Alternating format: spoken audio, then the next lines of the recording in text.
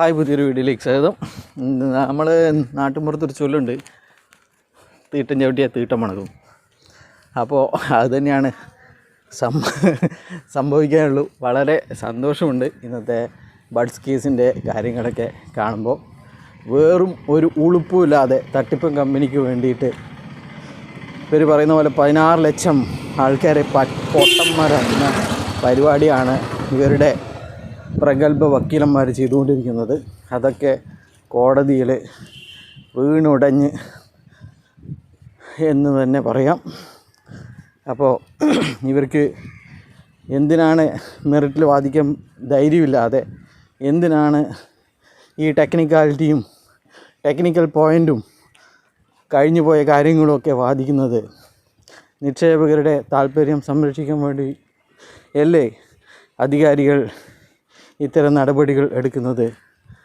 അങ്ങനെ ഒരു രാത്രി ഉത്തരവ് പുറപ്പെടുവിച്ചില്ലെങ്കിൽ നിങ്ങൾ ഈ പണമൊക്കെ കൊണ്ട് പോവില്ലേ എന്ന് വരെ കോടതി ചോദിച്ചു. അപ്പോൾ അതൊക്കെ മാറ്റി ഇവർക്ക് എന്തൊക്കെ പറയാൻ സാധിക്കുമോ അതെല്ലാം പറഞ്ഞു കഴിഞ്ഞു. ഇനി ഒന്നും തന്നെ പറയാനില്ല. അതൊക്കെ തോറ്റ് പാളീസായി എന്ന് വേണം പറയാൻ വേണ്ടിയിട്ട്. എന്തായാലും കോടതി പറഞ്ഞത് ഞാനെന്താ വിചാരിച്ചത്? ഞാൻ പൊട്ടനാണെന്നാണ് വിചാരിച്ചത്? ഞാനിങ്ങനെ ഡയറക്റ്റ് നിക്ഷേപകർക്ക് പണം കൊടുക്കുന്നതാണ് വിചാരിച്ചിരിക്കുന്നത്? അതൊക്കെ പരിശോധിച്ചതിന് ശേഷമേ കൊടുക്കുകയുള്ളൂ. അത് ഞാനല്ല കൊടുക്കേണ്ടത്. അതിനൊക്കെ അധികാരപ്പെടുത്തിയ ആൾക്കാരുണ്ട്. അവർ നിങ്ങളെയും കൂടി കേട്ടതിന് ശേഷമേ കൊടുക്കുകയുള്ളൂ എന്നാണ് ചോദിക്കാനുള്ളത്.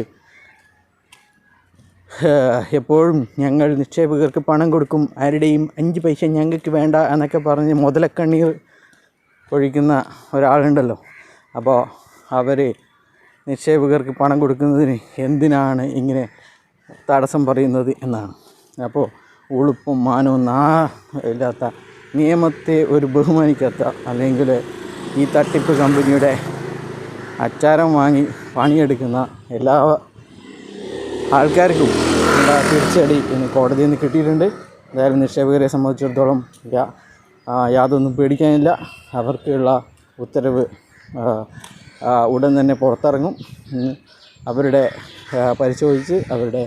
രേഖകൾ പരിശോധിച്ചിട്ട് അവരെത്രയാണോ ഇട്ടത് ആ പണം കൊടുക്കാനുള്ള ഉത്തരവ് ഉടൻ തന്നെ ഹൈക്കോടതി പുറപ്പെടുവിക്കും എന്നാണ് ഇന്ന് പറഞ്ഞിരിക്കുന്നത്.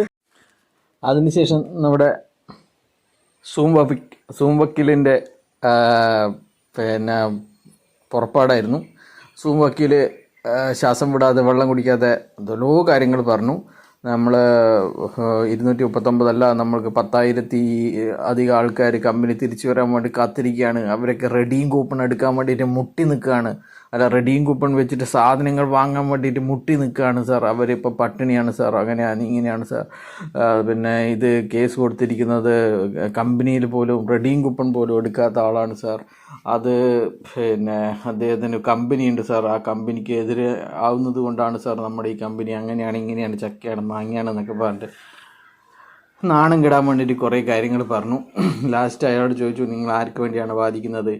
അത് ഞാൻ ബിനീഷ് കുമാറിന് വേണ്ടിയിട്ടാണ്, അബ്ദുൾ ബാരിക്ക് വേണ്ടിയിട്ടാണ്. നിങ്ങളുടെ നമ്പർ പറയുമെന്ന് പറഞ്ഞ് ഞാൻ പറഞ്ഞു. അതൊന്നും കുറേ സമയം തപ്പിക്കളിയൊക്കെ ആയിരുന്നു.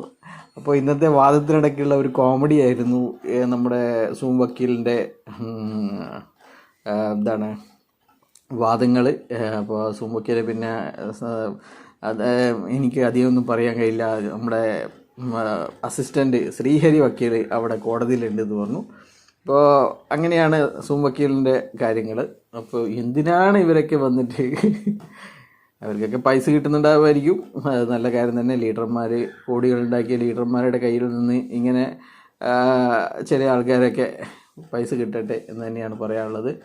അപ്പോൾ അതിനുശേഷം നമ്മുടെ ഡൽഹിയിൽ നിന്ന് വന്നിരിക്കുന്ന വക്കീൽ ഭയങ്കര കഷ്ടപ്പെട്ട് ഡൽഹിയിൽ നിന്ന് ഇന്നലെ വന്ന് കാത്തിരിക്കുന്ന വക്കീലിൻ്റെ കാര്യങ്ങളൊക്കെ പറഞ്ഞു. അപ്പോൾ വക്കീലിനോട് ചോദിച്ചു, നിങ്ങളുടെ എന്താണ് പ്രശ്നം? നിങ്ങൾ എന്തിനാണ് ഈ കാര്യങ്ങളിലേക്കൊക്കെ പോകുന്നത്? നിങ്ങൾ ബഡ്സ് ആക്ട് പ്രകാരം വാദിക്കാൻ വന്നിട്ട് നിങ്ങൾ ബഡ്സ് ആക്ട് അല്ല എന്ന് പറഞ്ഞിട്ട് നടക്കുന്നത്? ഇത് ബഡ്സ് തന്നെയാണ്. ഇനി നിങ്ങൾക്കൊരു തിരിച്ചു പോവില്ല.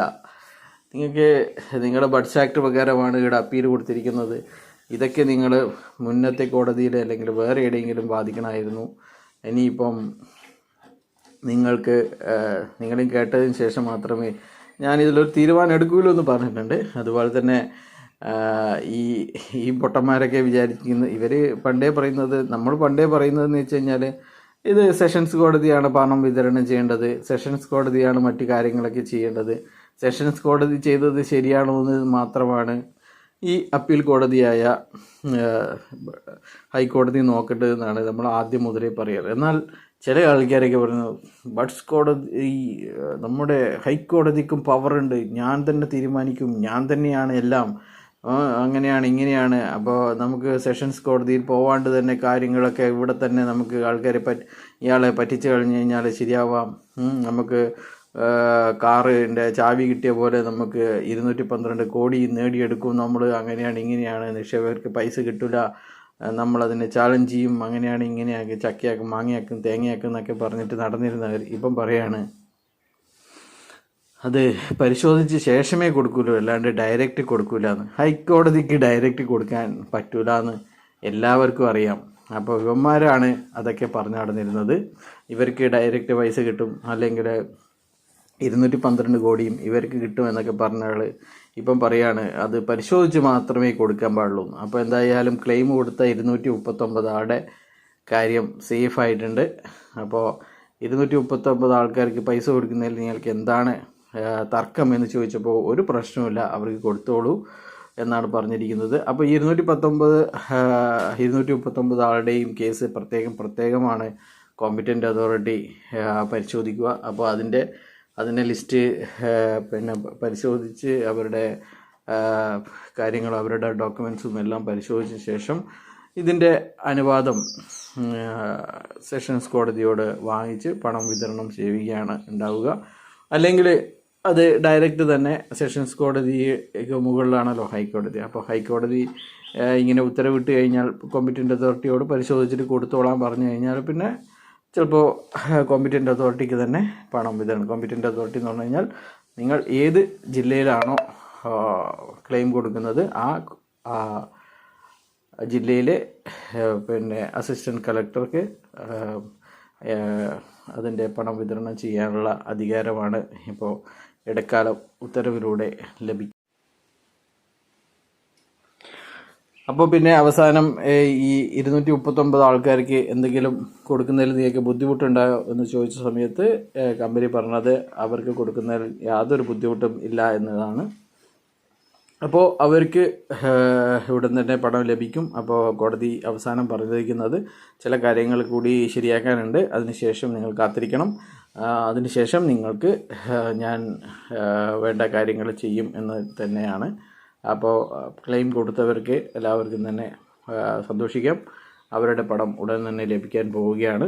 അപ്പോൾ കമ്പനിയുടെ എല്ലാ വാദങ്ങളും, കമ്പനിക്ക് എന്തൊക്കെയാണോ പറയാനുള്ളത്, രാത്രി ഫ്രീസ് ചെയ്തത് നമ്മുടെ കമ്പനിയിൽ ഇല്ലാത്തവരാണ്, ഒരു ID പോലും 700 രൂപയുടെ ചായപ്പൊടി പോലും വാങ്ങാത്തവരാണ് കേസ് കൊടുത്തത്, അത് പിന്നെ റീ ഇഷ്യൂ ഫ്രഷ് ഇഷ്യൂ അങ്ങനെയുള്ള എല്ലാ കാര്യങ്ങളും ഇവർ പറഞ്ഞിരുന്ന എല്ലാ കാര്യങ്ങളും ഇവരുടെ റീസൺ ടു ബിലീവ് എല്ലാ കാര്യങ്ങളും അവതരിപ്പിച്ചു. ഇനി ഒന്നും തന്നെ അവതരിപ്പിക്കാനില്ല എന്ന് തന്നെ പറയാം. എന്തായാലും കോടതിയുടെ മുമ്പാകെ ഇവരുടെ SLPയുടെ വാചകങ്ങൾ, ഇവർ സുപ്രീം കോടതിയിൽ പോയ സമയത്ത് ഇവർ 10,000 രൂപയുടെ നിക്ഷേപം സ്വീകരിക്കുന്നുണ്ടെന്നും അത് ആൾക്കാരെ കൊണ്ട് ചേർപ്പിച്ച് കഴിഞ്ഞാൽ അവർക്ക് സ്പെഷ്യൽ കമ്മീഷൻ കൊടുക്കുന്നുണ്ട് എന്നുള്ള കാര്യങ്ങളൊക്കെ പറഞ്ഞിട്ടുണ്ടായിരുന്നു. ആ കാര്യങ്ങളൊക്കെ ഇവർക്ക് തിരിച്ചടിയായി വരികയാണ്. അതുപോലെ തന്നെ നിക്ഷേപകർ അവർക്ക് കിട്ടിയിരിക്കുന്ന ബോണ്ടിൻ്റെ റെസീറ്റ് കാണിച്ചിട്ടുണ്ട്. ആ കോടതിയിൽ ഇവർ ഇറക്കിയ കള്ള ബോണ്ട് 9,020 കള്ള ബോണ്ടുകളെ കുറിച്ചുള്ള ഡീറ്റെയിൽസ് ചിലപ്പോൾ മനോജ് സാറ്, നമ്മുടെ പ്രഗത്ഭ വക്കീലായ മനോജ് സാർക്ക് ചിലപ്പോൾ ഈ കള്ള ബോണ്ടിനെ കുറിച്ചൊന്നും അറിയില്ലായിരിക്കും, പാവം. ഇവർ പറഞ്ഞിട്ടുണ്ടാവുക ചിലപ്പോൾ 699 സൂപ്പർ മാർക്കറ്റ് ഉള്ളൂ, നമ്മുടെ സൂപ്പർ മാർക്കറ്റുകളിൽ റെഡീം കൂപ്പൺ ബിസിനസ്സാണ് എന്നൊക്കെ ആയിരിക്കും ചിലപ്പോൾ പറഞ്ഞിട്ടുണ്ടാവുക. അപ്പോൾ ഈ കള്ള ബോണ്ടിനെ കുറിച്ചൊക്കെ പഠിച്ചിട്ട് വരണം എന്നാണ് ഇദ്ദേഹത്തോട് പറയാനുള്ളത്. അപ്പോൾ ഇങ്ങനെയൊക്കെയാണ് കാര്യങ്ങൾ. എന്തായാലും കഥ ഏതാണ്ട് തീരാൻ പോവുകയാണ്. ഇപ്പോൾ എല്ലാ ജില്ലാ കളക്ടറോടും ക്ലെയിം ഫോം സ്വീകരിക്കാൻ വേണ്ടി പറഞ്ഞിട്ടുണ്ട്. അപ്പോൾ നിങ്ങൾ ഏത് ജില്ലയിലാണ് ഉൾപ്പെടുന്നത് എങ്കിൽ ആ ജില്ലയിലാണ് നിങ്ങൾ ക്ലെയിം ഫോം കൊടുക്കേണ്ടത്. അപ്പോൾ എന്തിനാണ് എന്ന് വെച്ച് കഴിഞ്ഞാൽ ഇതുപോലെയുള്ള പരിശോധനകൾ വരുമ്പോൾ ഈ ഒരു ബഡ്സിൻ്റെ സെക്ഷൻ എന്ന് പറയുന്നത് ഒരു ജൂനിയർ സൂപ്രണ്ടും ഒരു ഹെഡ് ക്ലർക്ക് 2 പിന്നെ LDC ഒക്കെ ഉൾപ്പെടുന്ന കാര്യങ്ങളാണ്. അപ്പോൾ ആ ഒരു സ്റ്റാഫിന് പിന്നെ എല്ലാ കാര്യങ്ങളും പരിശോധിക്കാൻ, ഇത്രയും ആൾക്കാരുടെ ക്ലെയിം ഫോമുകളൊന്നും പരിശോധിക്കാൻ വേണ്ടിയിട്ട് സാധിക്കില്ല. അതുകൊണ്ടാണ് അതത് ജില്ലയിൽ ക്ലെയിം ഫോം കൊടുക്കാൻ വേണ്ടിയിട്ട് പറഞ്ഞിരിക്കുന്നത്. ഇപ്പോൾ അവസാനമായിട്ട് നൽകിയിരിക്കുന്ന തൃശ്ശൂർ കൊടുത്തിരിക്കുന്ന ക്ലെയിം ഫോം കൊടുത്തിരിക്കുന്നവരോടൊക്കെ അത് നിങ്ങളുടെ സ്വന്തം ജില്ലയിലേക്ക് കൊടുക്കണമെന്ന് പറഞ്ഞിട്ടുള്ള കത്തുകൾ ഇപ്പം അവസാനമായിട്ട് ക്ലെയിം ഫോം കൊടുത്തവർക്കൊക്കെ തിരിച്ചു കിട്ടിയിരിക്കുകയാണ്. അപ്പോൾ അത് നിങ്ങൾ പ്രത്യേകം ശ്രദ്ധിക്കുക. ആർക്കെങ്കിലും പണം വേണമെങ്കിൽ അവരുടെ ജില്ലയിൽ ക്ലെയിം കൊടുക്കുക എന്ന് മാത്രമാണ് പറയാനുള്ളത്. അപ്പോൾ കമ്പനി എത്രയും പെട്ടെന്ന് കേസ് നടത്തുന്ന കമ്പനി ഇപ്പോൾ പറഞ്ഞിരിക്കുന്നത് മാർച്ചിലേക്ക് മാറ്റണം എന്നാണ്. എന്തായാലും വെറും 3 ദിവസമാണ് കോടതി അനുവദിച്ചിരിക്കുന്നത്. അടുത്ത തിങ്കളാഴ്ച കേസ് ലിസ്റ്റ് ചെയ്തിട്ടുണ്ട്, പോസ്റ്റ് ചെയ്തിട്ടുണ്ട്. അപ്പോൾ കമ്പനി കേസ് നീട്ടാൻ വേണ്ടി ശ്രമിച്ചതും പരാജയപ്പെട്ടു എന്ന് തന്നെ വേണം പറയാൻ വേണ്ടിയിട്ട്. ബൈ.